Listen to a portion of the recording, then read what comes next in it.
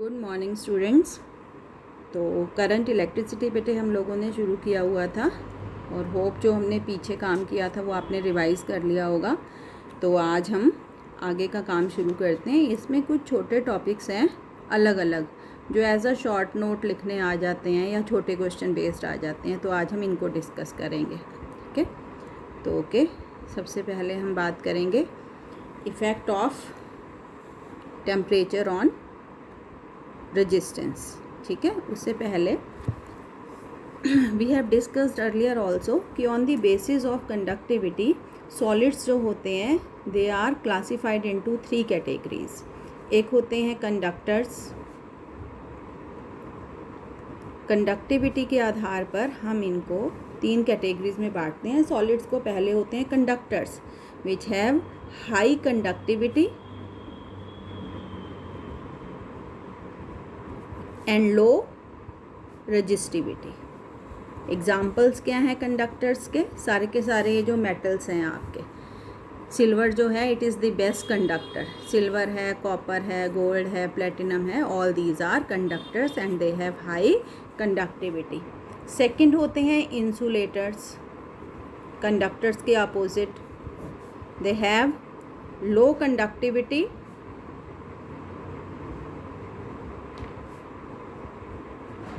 and high resistivity। Example है wood है, glass है, प्लास्टिक है, all these are examples of insulators. और तीसरे होते हैं बेटे semiconductors. What are semi conductors?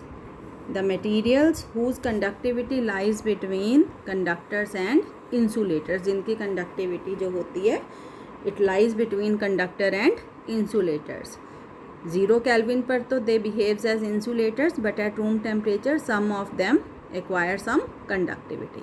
तो these are conductors, insulators and semi conductors. अब हम आज बात करेंगे कि how the resistance of conductor, insulators and semi conductor changes with temperature.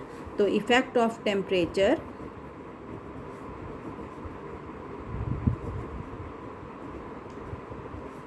On resistance. Same हम रेजिस्टिविटी के लिए भी करेंगे, तो इसलिए आप ध्यान से समझेंगे। We got an expression for resistance as R is equal to ML upon NE² A dot. ये एक्सप्रेशन आई थी हमारे पास रेजिस्टेंस के लिए। एक आई थी R इक्वल टू V/I, है ना।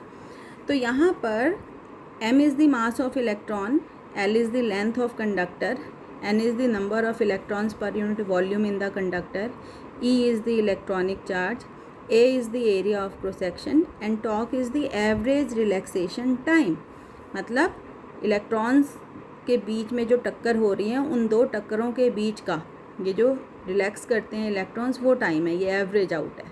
ठीक है, तो इसमें टेम्परेचर की कोई डायरेक्ट डिपेंडेंस नहीं है। अगर होती टेम्परेचर ऊपर होता तो हम कह देते हैं R is directly proportional to temperature, और नीचे होता तो इन्वर्सली। तो जब ऐसे नहीं होता है, डायरेक्ट डिपेंडेंस नहीं शो हो रही होती है, तो we look for the factors which depends upon temperature.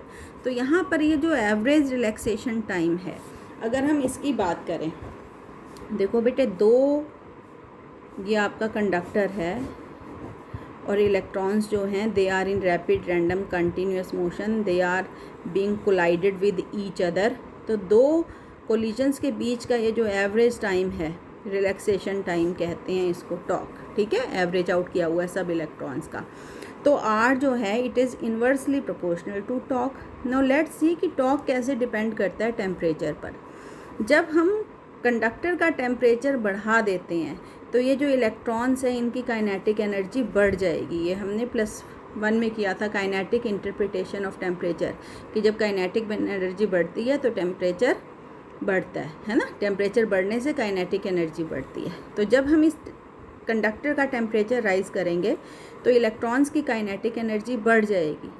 माना पहले वो 1 मिनट में सिर्फ 4 बार टकरा रहा था दूसरे इलेक्ट्रॉन से एक इलेक्ट्रॉन, अब काइनेटिक एनर्जी बढ़ने के कारण 1 मिनट में सपोज़ वो 10 टाइम्स कोलाइड कर रहा है, तो 2 कोलिजन्स के बीच का समय तो कम हो गया ना, यहाँ 1 मिनट में 4 बार टकरा रहा था, तो 2 टक्करों के बीच का जो टाइम था वो ज़्यादा था। यहाँ एवरेज रिलैक्सेशन टाइम क्या हो गया, कम हो गया, क्योंकि फ्रीक्वेंसी ऑफ कोलिजन बढ़ गई है। और अगर टेम्परेचर बढ़ने से टॉर्क कम हो गया, टॉर्क कम हो गया तो रेजिस्टेंस क्या है, इन्वर्सली प्रोपोर्शनल है, रेजिस्टेंस विल इंक्रीज। तो इन केस ऑफ कंडक्टर्स और मेटल्स जब टेम्परेचर बढ़ाते हैं तो उनका रेजिस्टेंस बढ़ता है। फिर सुन लो, as resistance is inversely proportional to average relaxation time, so when temperature increases the kinetic energy of electrons increases, the number of collisions between them increases, as a result the average relaxation time decreases and resistance of conductors increases. So this is the effect of temperature on resistance of conductor. यहाँ conductor की बात हो रही है सिर्फ, जबकि insulator और semiconductors में अलग होता है। उसमें क्या होता है कि जब हम टेम्परेचर बढ़ाते हैं तो उनका रेजिस्टेंस जो है वो कम होता है। This we will do in detail in 9th unit. ठीक है, तो यहाँ पर एक और थोड़ा सा मैथमेटिकल कंसेप्ट लेने जा रहे हैं। Let R0 is the resistance of a conductor at 0 degree Celsius, कि किसी कंडक्टर का 0 डिग्री सेल्सियस पर रेजिस्टेंस माना कितना है, R0, और T डिग्री पर देखा तो कितना हो चुका था resistance, let it be RT, resistance of conductor at T degree Celsius. Obviously RT बड़ा है, क्योंकि हमने माना है कंडक्टर के केस में कि टेम्परेचर बढ़ने से रेजिस्टेंस बढ़ता है। तो देयर इज़ अ रिलेशन कि RT जो होता है it is equal to R0 1 + alpha T + beta T square and so on. यहाँ पर alpha and beta are called temperature coefficient of resistance, temperature coefficient of resistance. In most of the cases beta is very small. तो यहाँ पर ये जो term है beta वाली और आगे वाली हायर ऑर्डर टर्म्स है, इट कैन बी नेग्लेक्टेड। ये सारी टर्म्स हम क्या कर सकते हैं, नेग्लेक्ट कर सकते हैं। तो we get the relation RT is equal to R0 1 + alpha T, और अगर हम इसको सॉल्व करेंगे तो will get RT is equal to R0 + R0 into alpha T। I want to define alpha, तो यहाँ से अल्फ़ा कितना आ जाएगा, अल्फ़ा आएगा हमारे पास, ये इधर जाके माइनस हो गया, RT - R0 upon R0 into T। What is RT - R0?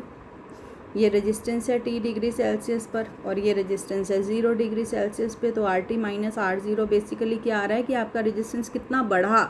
माना R0 पर 2 ओम था और RT डिग्री पर 5 ओम हो गया, तो 5 घटा 2 कितना, 3 ओम बढ़ गया, है ना। तो this is increase in resistance. ऊपर वाली जो टर्म है वो क्या है, increase in resistance upon R0 क्या था आपका, ओरिजिनल रेजिस्टेंस जो था, ओरिजिनल रेजिस्टेंस गुना T क्या था, जो आपने टेम्परेचर बढ़ाया 0 से T डिग्री सेल्सियस किया ना, तो ये T क्या है आपका, राइज इन टेम्परेचर। तो this is the definition of alpha. Alpha क्या है, temperature coefficient of resistance is defined as, कैसे डिफाइंड करेंगे बेटे, इंक्रीज इन रेजिस्टेंस। इस लाइन को पढ़ना होता है पर यूनिट, पहले भी आपको बताया। फिर देखो अल्फ़ा क्या है, temperature coefficient of resistance, temperature coefficient of resistance.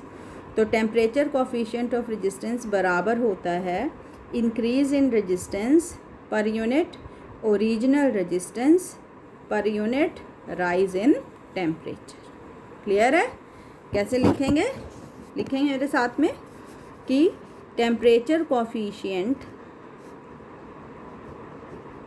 of resistance is defined as increase in resistance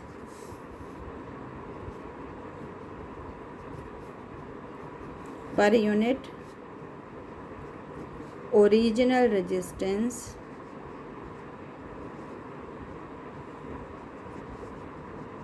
पर यूनिट राइज इन या इंक्रीज इन टेम्परेचर। क्लियर है बेटे? तो this is the definition of temperature coefficient of resistance. अच्छा, but about units क्या रहेंगी alpha की? R T minus R zero क्या आ रहा है? इंक्रीज इन रेजिस्टेंस आ रहा है। और इंक्रीज इन रेजिस्टेंस या डिक्रीज इन रेजिस्टेंस सब किस में नापेंगे? ओम में, है ना? बताया था कि रेजिस्टेंस नापने की ऐसा यूनिट क्या होती है? ओम। ये क्या है यहाँ पे? ओरिजिनल रेजिस्टेंस, इसकी यूनिट भी क्या होगी? ओम। राइज इन टेम्परेचर किस में नापोगे? डिग्री सेल्सियस में नापोगे या केल्विन में नापोगे? तो ओम से ओम कैंसिल, और क्या यूनिट आएगी? पर डिग्री केल्विन या पर डिग्री सेल्सियस। पर केल्विन और पर डिग्री सेल्सियस। अगर आप टेम्परेचर यहाँ डिग्री सेल्सियस में नाप रहे हैं तो पर डिग्री सेल्सियस आएगी। क्लियर है?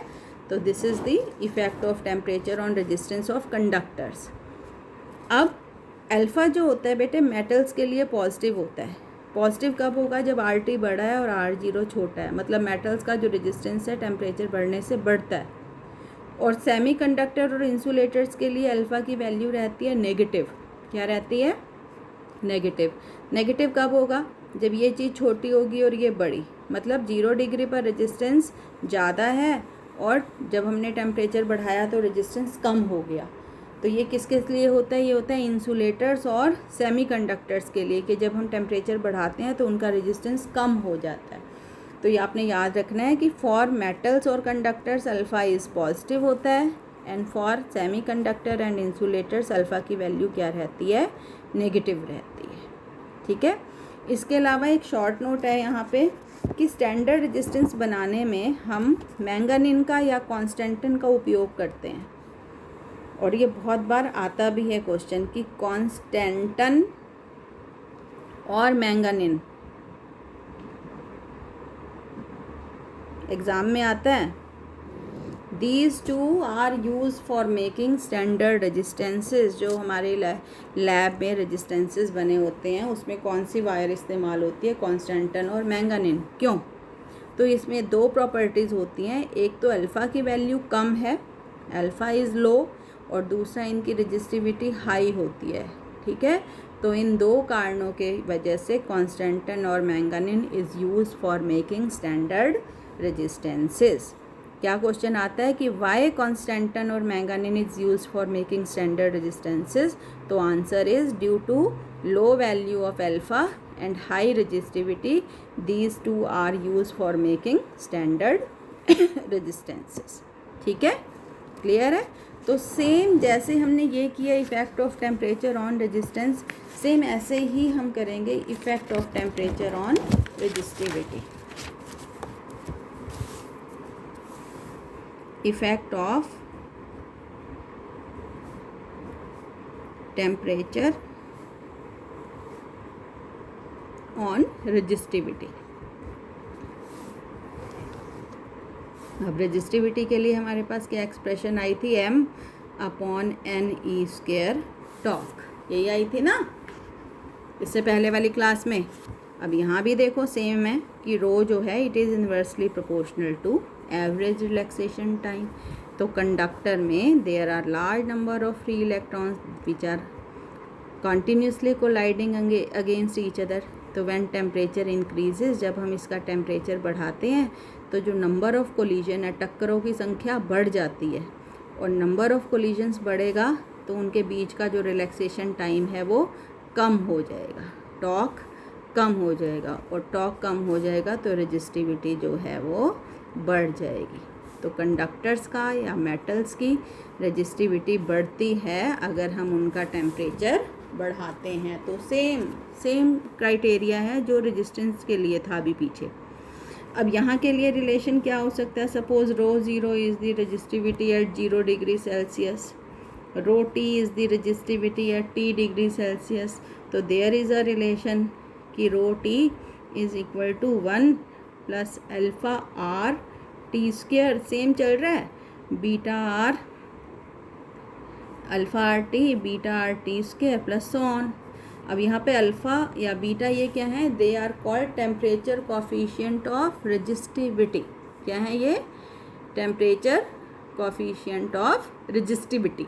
वो था टेम्परेचर कोफिशिएंट ऑफ रेजिस्टेंस, क्योंकि हम रेजिस्टेंस की बात कर रहे थे। तो in most of the cases ये क्या था, स्मॉल है, यहाँ भी ये स्मॉल होता है। तो we get the relation rho T is equal to rho zero into 1 plus alpha R T. और जब आप यहाँ से अल्फ़ा आर निकालोगे तो it will be rho T minus rho zero into T. क्या है ये, वो आया था इंक्रीज़ इन रेजिस्टेंस, और ये है इंक्रीज़ इन रेजिस्टिविटी।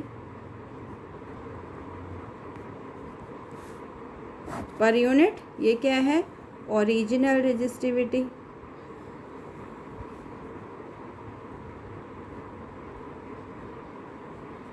इनटू ये क्या है, राइज इन टेम्परेचर या increase in temperature, rise in temperature.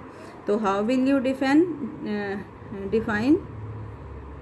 कि effect of temperature on resistivity कैसे डिफाइन करोगे, कि temperature coefficient of resistivity is defined as increase in resistivity पर यूनिट ओरिजिनल रेजिस्टिविटी पर यूनिट राइज इन टेम्परेचर।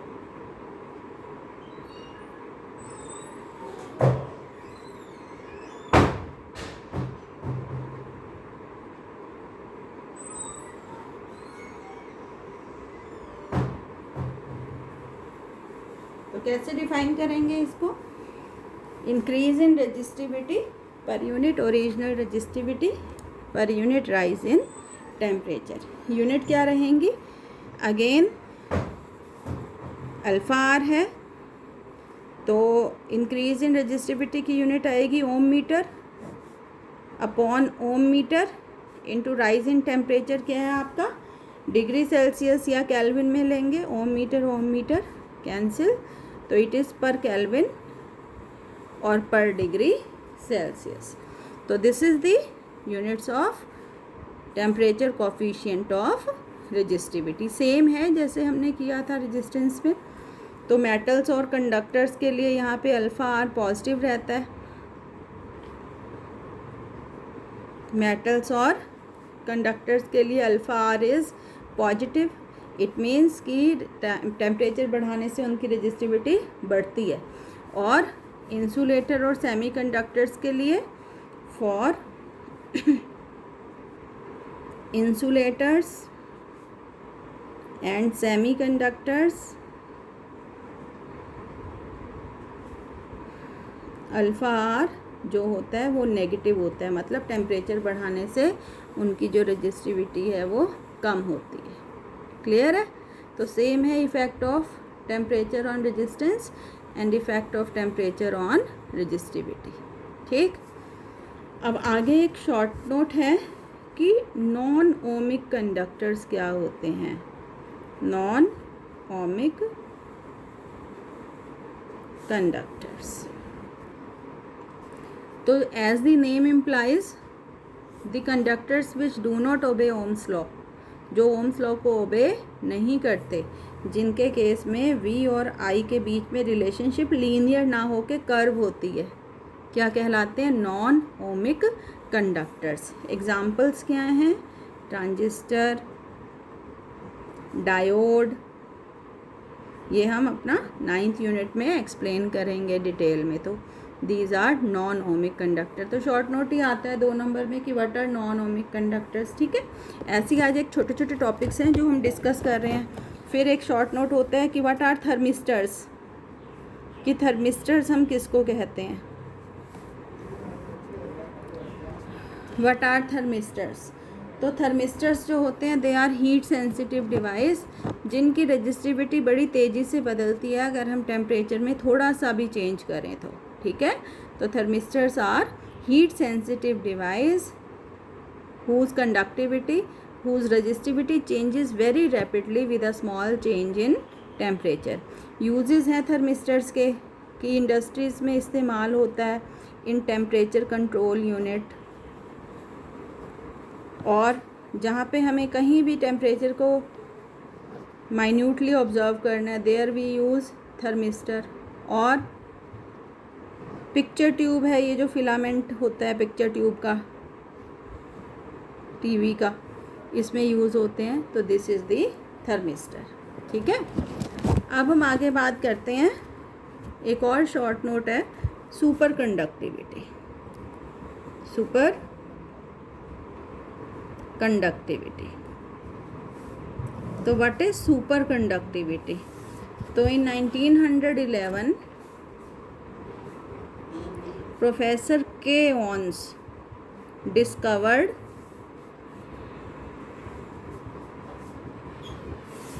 कि कुछ metals and alloys lose their resistance very considerably at very low temperature. मतलब जैसे जैसे हम टेम्परेचर कम करते हैं रेजिस्टेंस जो होता है वो कम होता जाता है। और एक स्टेज ऐसी आती है, एक टेम्परेचर कम करते करते ऐसा आता है कि जिस पे जो रेजिस्टेंस है कम होते होते कितना हो जाता है, ज़ीरो। कितना हो जाता है? ज़ीरो। रेजिस्टेंस ज़ीरो हो गया मतलब there will be flow of electrons without any resistance. और इस फिनोमिना को हम क्या कहते हैं? Super conductivity. तो it is the phenomena in which certain metals and alloys loses their resistance या देयर रेजिस्टेंस बिकम ज़ीरो। और वो टेम्परेचर जिस पे रेजिस्टेंस ज़ीरो होता है उसको हम कहते हैं क्रिटिकल टेम्परेचर और ट्रांजिशन टेम्परेचर।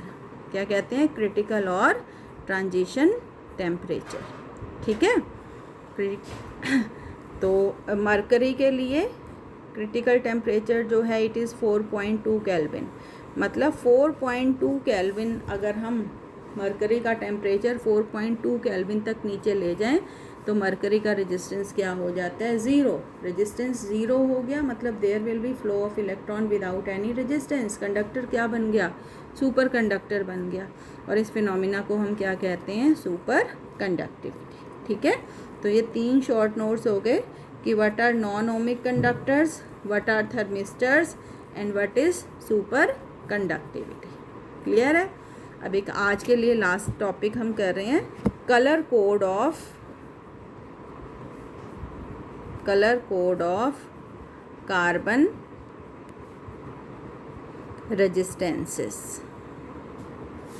कि मार्केट में जो कार्बन रेजिस्टेंसेस अवेलेबल हैं इनके ऊपर इनकी वैल्यू नहीं लिखी होती, अलग अलग रंगों की धारियाँ बनी होती हैं और उन अलग अलग रंगों की धारियों को देखकर मतलब एक तरीके का कलर कोड प्रिंट होता है उनके ऊपर। तो उस कलर कोड को देखकर हम उनकी वैल्यूज़ को जो है वो कैलकुलेट कर सकते हैं। कैसे? तो उसके लिए आपको एक सेंटेंस दिमाग में रखना है जिससे आप इजीली आप इसको कर लोगे। बी रॉय, और ये देखो ध्यान रखना है जो कैपिटल में है वो कैपिटल में लिखना है और जो स्मॉल में है वो स्मॉल में। बी रॉय ग्रेट, अब ग्रेट का सिर्फ जी कैपिटल है, ब्रिटेन बी कैपिटल है इसका, वेरी गुड वाइफ। इस सेंटेंस की हेल्प से हम इजीली जो है वो कलर कोड को डिकोड कर सकते हैं। अब देखो बेटे, जो हमने ये कैपिटल में लिखे हैं मैं यहाँ पर वर्टिकली लिख रही हूँ, बी आर ओ वाई जी, ब्रिटेन का बी, वेरी का वी, गुड का जी और वाइफ का डब्ल्यू। ठीक है, अब पहले बी से ब्लैक, दूसरे बी से brown, R for red, O for orange, Y for yellow. अब जी दो हैं तो दोनों जी का ध्यान रखना है, पहले जी से ग्रीन और बी से ब्लू, वी से वॉयलेट है, जी से ग्रे है और डब्ल्यू से वाइट है। अब इसमें जो ध्यान रखने की बात है वो बी और जी है, बी 3 है तो पहले बी से ब्लैक है, दूसरे बी से ब्राउन है और तीसरे बी से ब्लू है। और जी 2 हैं, तो पहले जी से ग्रीन है और दूसरे जी से ग्रे है। और नंबरिंग करनी है अब 0 से, याद रखना बच्चे 1 से शुरू हो जाते हैं एग्ज़ाम में, सारा गलत हो जाता है। तो 0, फिर 1, 2, रेड का 2, ऑरेंज का 3, येलो का 4, ग्रीन का 5, ब्लू का 6, वायलेट का 7 नंबर, ग्रे 8 और वाइट 9। और क्या होता है, रिंग बनी होती है। अगर रिंग गोल्ड की बनी हो रेजिस्टेंस के ऊपर तो वो परसेंटेज एक्यूरेसी बताता है, 5% एक्यूरेट है मतलब। अगर सिल्वर की रिंग हो तो 10% एक्यूरेसी होती है, और अगर नो कलर हो तो फिर कितनी होती है, तो फिर 20% होती है। ठीक है, अब देखो कैसा होता है रेजिस्टेंस, बिल्कुल जैसे चावल का दाना होता है ना, उतना बड़ा होता है। नेक्स्ट क्लास में मैं ट्राई करूँगी कि अगर मुझे मिलता है कहीं से तो मैं आपको शो करूँ। तो यहाँ तो हम बड़ा बनाएंगे। 3 अलग अलग रंगों की धारियाँ होती हैं, एक तरफ एक रंग की, फिर ये दूसरे रंग की धारी बनी होती है, और फिर ये तीसरे रंग की, और यहाँ अलग एक रिंग बनी होती है। तो पहले रंग की जो स्ट्रिप होती है it gives first significant figure, ठीक है। दूसरे रंग की जो धारी होती है वो दूसरी सिग्निफिकेंट फिगर देती है, और तीसरे रंग की जो धारी होती है वो देती है 0 कितने लगाने हैं पहली 2 डिजिट के बाद, मतलब डेसिमल मल्टीप्लायर या 10 की पावर कितनी लगानी है। फॉर एग्ज़ाम्पल सपोज़ पहले रंग की जो धारी है वो रेड कलर की है, दूसरे रंग की जो धारी है वो ब्लू कलर की है, और तीसरे रंग की जो धारी है ये ऑरेंज कलर की है।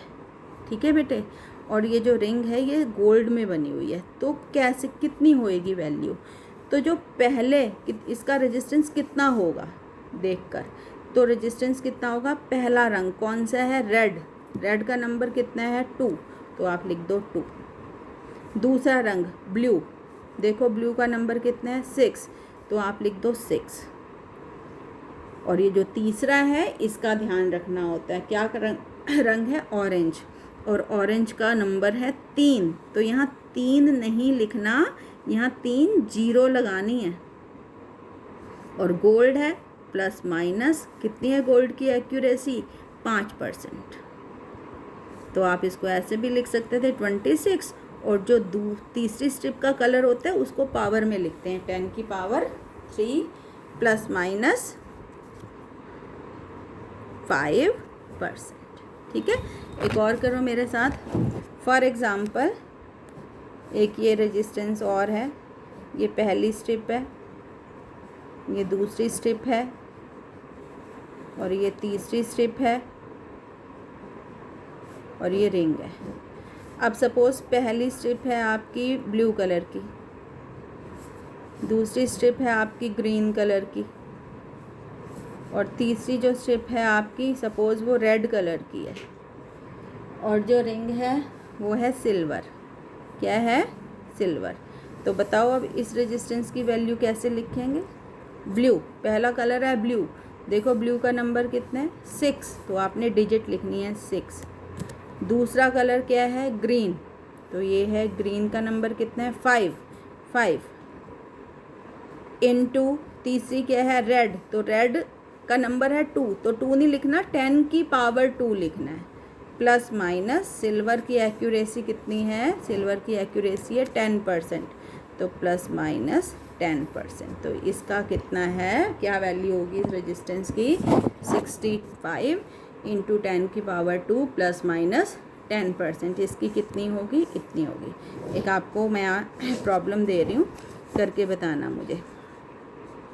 पहला कलर है सपोज़ रेड, ऑरेंज, वाइट और गोल्ड की इयरिंग, आपको आर बताना है कितना है। एक और कर लो। अच्छा ये उल्टा करके बताओ मुझे कि किसी रेजिस्टेंस की वैल्यू 47 इंटू 10 की पावर 3 प्लस माइनस 5% है, तो आप मुझे कलर्स बताएंगे कि उसके ऊपर किस किस कलर्स की स्ट्राइप्स होंगी। क्लियर है। तो आज का काम ये इतना है, काफ़ी है। इसमें शॉर्ट नोट्स जो हैं उनको फाइनल कर लेना। और कल इसका ये जो फर्स्ट पार्ट है ट्राई करते हैं कि ख़त्म हो जाए।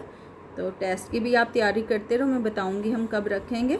तो कल हम करेंगे ग्रुपिंग ऑफ रेजिस्टेंसेस, जैसे कैपेसिटर्स में की थी सीरीज़ और पैरेलल, ऐसी रेजिस्टेंसेस को भी करते हैं। ठीक है, तो इसको आप कंप्लीट कर लेना, कल हम ग्रुपिंग करेंगे।